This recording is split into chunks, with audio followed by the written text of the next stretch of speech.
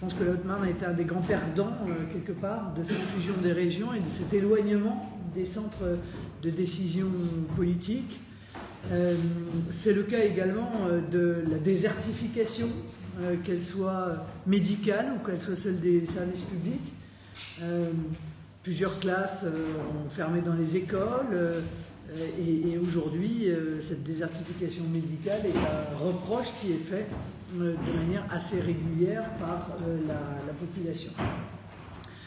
Mais il y a aussi des symboles.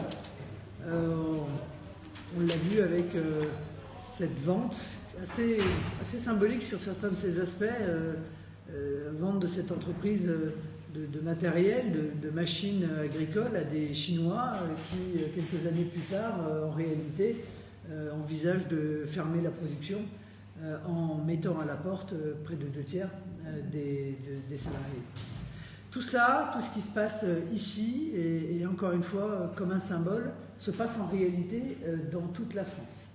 Et tout cela, c'est la soumission à une idéologie qui est une idéologie du libre-échange, de l'ouverture totale des frontières, de la concurrence internationale déloyale, de cette mondialisation sauvage dont on nous avait expliqué pendant des années qu'elle allait être heureuse et dont on s'aperçoit qu'en réalité elle est absolument affreuse.